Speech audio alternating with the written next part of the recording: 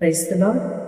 ప్రభువునందు ప్రియ సహోదరి సహోదరులారా, ఈ దినము దేవుడు మనకిచ్చిన మాటలు చదువుకుందాం.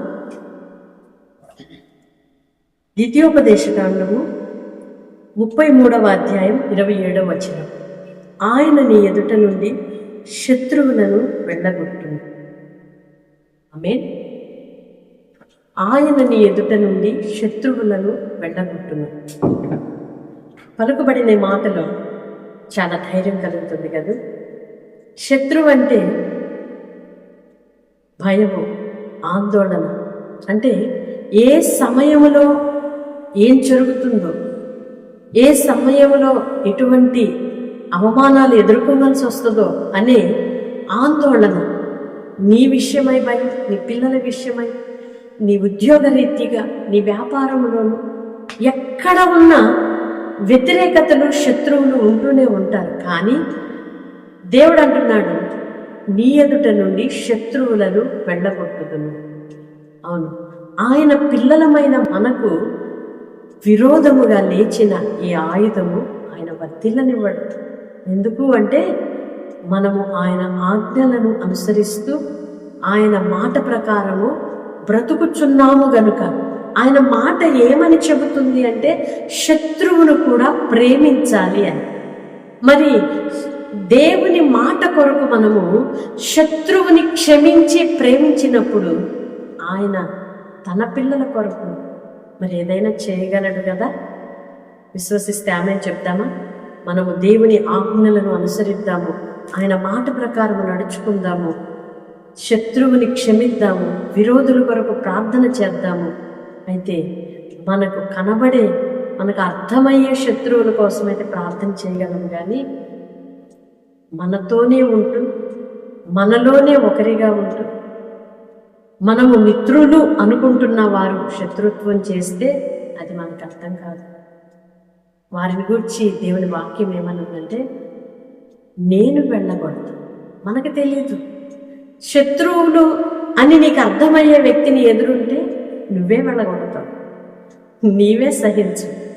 అయితే వారిని గూర్చి కాదు, కానీ నీకు మిత్రులుగానే ఉంటూ, సన్నిహితులుగానే ఉంటూ, నీ మంచి కోరినట్టుగా ఉంటూ నీకు ద్రోహము చేసే శత్రువులు నువ్వు చూడలేవు, నువ్వు కనిపెట్టలేవు, నువ్వు గ్రహించలేవు.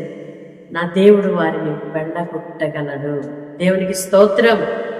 మనం అనుకుంటాం, అయ్యో చాలా మంచిగా ఉన్నారు కదా, చాలా మంచి వ్యక్తులు కదా అని.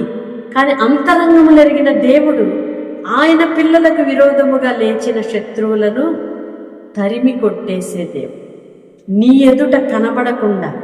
దేవునికి స్తోత్రం. ఇశ్రాయేలు ప్రజలు దేవుని పిల్లలు.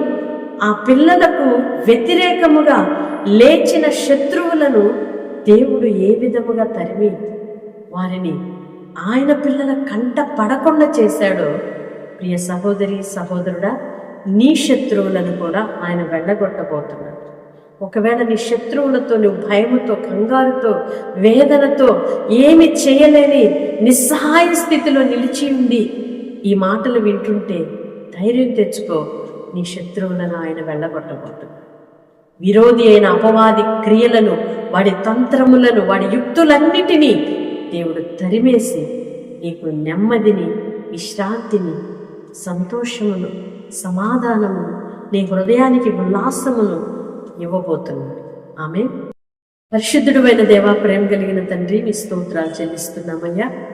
ఇంతవరకు మీ కృపలో మమ్మలను భద్రపరిచారు. అనుక్షణము కనుపాపవలే ప్రతి క్షణము కూడా నాయన మమ్మల్ని నడిపిస్తున్నారు. ఏ కీడు అపాయం దరిచేరకుండా మీరు నడిపించిన దయ కొరకే స్తోత్రాలు. పలు విధములైన బలహీనతల నుండి విడిపించి ప్రతి క్షణము కూడా వెన్నుతడుతూ ధైర్యపరుస్తూ నేనున్నాను అని అభయమిస్తున్నందుకే మీ స్తోత్రాలు చెల్లిస్తున్నాం. ఇంత మంచి దేవుని మేము కలిగి జీవిస్తున్నామంటే నిజమైన మా ధన్యతయ్యా. ఈ దిన దీవెనల చేత నీ పిల్లలమైన మమ్ములను నింపండి, తృప్తిపరచండి, నడువలసిన మార్గములను బోధించండి, చక్కని త్రోవలో మీరు నడిపించండి. మా సొంత ఆలోచన కాదయ్యా, మా సొంత మార్గములు కాదయ్యా, మా హృదయములో వచ్చిన ఆలోచన ప్రకారము కాక మీ తలంపులతో మేము నడుచుదుము గాక, మీ యొక్క ఆలోచన ప్రకారం అడుగులు వేయుదుముగాక. మీ కృప దయచేయమని వేడుకుంటున్నాం. నీ ఎదుట నుండి నీ శత్రువులను వెళ్ళగొట్టేదనని వాగ్దానపూర్వకంగా నీ పిల్లలను ధైర్యపరిచారయ్యా, వాక్యము చేత బలపరిచారయ్యా. మీ స్తోత్రాలు చెల్లిస్తున్నాం. శత్రు శేషము లేకుండానట్లుగా అయ్యా, ఇదిగో మా ప్రవర్తన మీకు ప్రీతికరమగినప్పుడు మా శత్రువులను కూడా మిత్రులుగా చేసేదనని వాగ్దానము చేసిన దేవుడవు. నీ పిల్లలను నాయన నలుదిశల నెమ్మదిని కలుగు చేయండి అయ్యా. శత్రు పోరాటముల నుండి విడుదల కలుగు చేయండి. ఘన విజయముతో నీ పిల్లలను నడిపించండి నాన్న. విరోధుల నోళ్లను మూయబడినట్లుగా సహాయము చేయండి. మా విరోధుల కొరకు మేము ప్రార్థించే ఆత్మీయ ఉన్నత స్థితిని మాకు దయచి, ద్వేషించు వారిని కూడా క్షమించగలిగిన మనసు అయ్యా. ఇదిగో నా తండ్రి, మమ్ములను తరుముచున్న వారిని క్షమించగలిగిన మనసు, మమ్ములను నాయన బాధిస్తున్న వారి కొరకు మేము ప్రార్థించగలిగిన ఆ ఉన్నత హృదయాన్ని ప్రతి ఒక్కరికి మీరు కలుగు చేసి, వారి కుటుంబాలలో వారి పిల్లలకి అయ్యా, ఇదిగో వారి పని పాటల్లో, వారి ఉద్యోగ స్థలాలు, వ్యాపార స్థలాలలో ప్రతి విషయంలో కూడా వారికి నెమ్మదిని కలుగు చేసి మీరు ఆశీర్వదించుమని యేసయ్య నామములో ప్రార్థిస్తున్నాను తండ్రి. ఆమేన్. దేవుని కృప మీకు తోడయ్యుండును గాక. శత్రువుని ఆయన తరిమి కొట్టి మీకు నెమ్మది అనుగ్రహించబోతున్నాడు. వాగ్దానం రిసీవ్ చేసుకోండి, ప్రార్థనలు ఏకీభవించండి. తప్పకుండా ఇతరులు కూడా షేర్ చేయండి. మీ స్నేహితులకు, బంధువులకు, సన్నిహితులకు తప్పకుండా వాగ్దానం షేర్ చేసి వారిని కూడా ఆత్మీయంగా బలపరచబడటానికి మన వంతుగా మనం ప్రోత్సహిద్దాం.